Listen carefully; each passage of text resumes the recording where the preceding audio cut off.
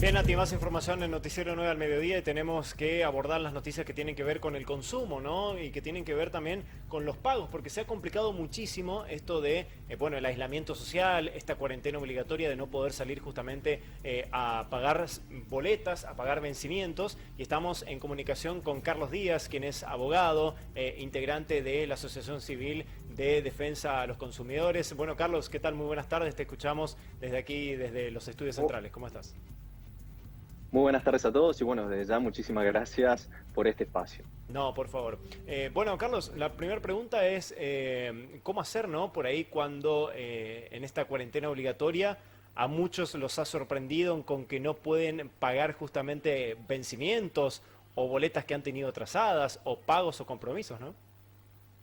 Es realmente una situación extraordinaria, no solamente por la cuestión que nos afecta a todos, ¿no es cierto? Que es la cuestión de salud que ha afectado no solamente a la ciudad, sino también a la provincia, al país y a todo el resto del mundo, ¿no es cierto? Sino también de cómo afrontar, como muy bien dijiste, cuestiones que antes eran comunes o cotidianas, como se puede decir el hecho del pago de facturas, el pago de servicios. Entonces, frente a esta circunstancia, independientemente de que se ha establecido una cuarentena obligatoria, ¿no es cierto? Se han dado lugar a ciertas situaciones que por ahí no pudieron haber sido previstas de la mejor manera y han dado lugar a estos inconvenientes que los consumidores, en este caso los consumidores, no saben cómo afrontar. Lo digo en este sentido, en el sentido de que han desaparecido como consecuencia de la cuarentena obligatoria establecida por el gobierno nacional, ¿no es cierto?, los puntos de pago donde los propios consumidores iban a afrontar sus deudas para pagar sus obligaciones en efectivo. Como consecuencia de esto, a partir del 20 de marzo, ¿no es cierto?, han desaparecido los mismos, por ende las largas colas que hacían los consumidores para afrontar sus deudas, quedando habilitados solamente dos vías para hacerlo, ya sea tarjeta de crédito o tarjeta de débito. El principal inconveniente que surge con esta metodología es que no todos los consumidores tienen tarjeta de débito o tarjeta de crédito. Por lo tanto, independientemente de que las empresas o las oficinas públicas ofrecen distintas metodologías de pago, solamente se limitan en estas metodologías a medios electrónicos. Por lo tanto, si una persona no tiene una banca móvil o como lo solemos conocer nosotros como home banking, no van a poder afrontar estas deudas. Y ahí surge la pregunta, ¿qué puede hacer el consumidor frente a esta circunstancia? Aquellos consumidores que se han comunicado con nosotros a través del mail de la Fundación Consumidores Unidos del Chaco, o que en su momento se han apersonado a nuestras oficinas, le hemos dicho que existen tres tipos de opciones que pueden tener en cuenta para afrontar estas deudas.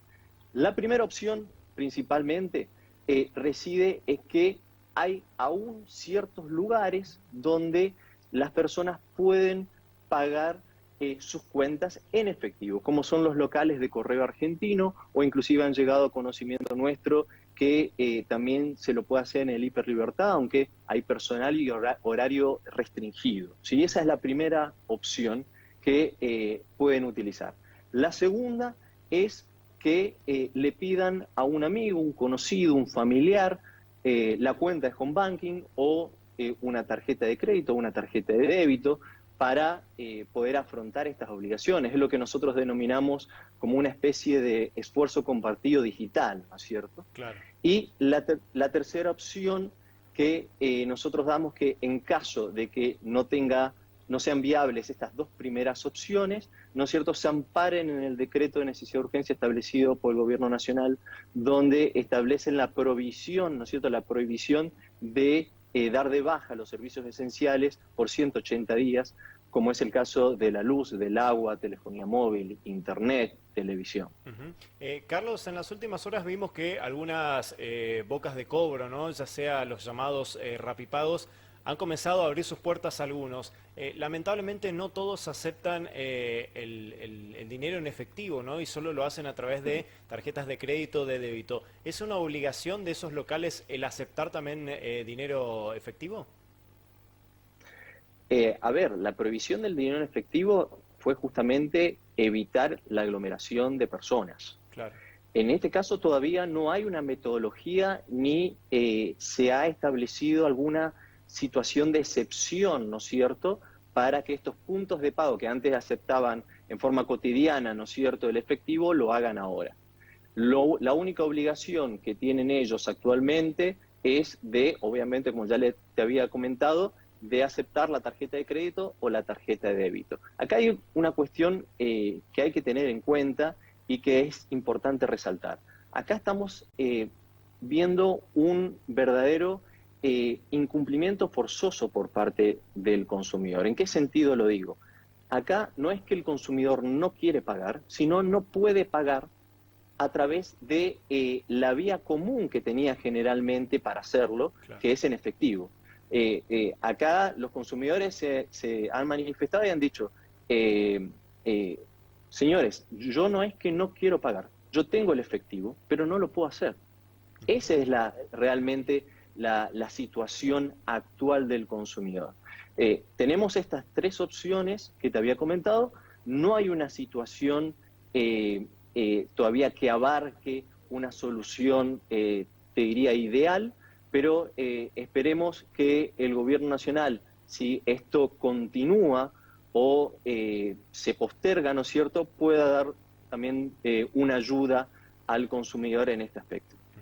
Carlos, la última consulta es, bueno, todas aquellas personas, clientes o consumidores que quieran justamente abonar algo, que quieran justamente saldar algún tipo de deuda y que se encuentren por ahí con algún tipo de inconveniente o de aquellas o algún tipo de irregularidad, ¿no?, a la hora de hacerlo, ¿cómo se pueden comunicar? ¿A quién deben recurrir?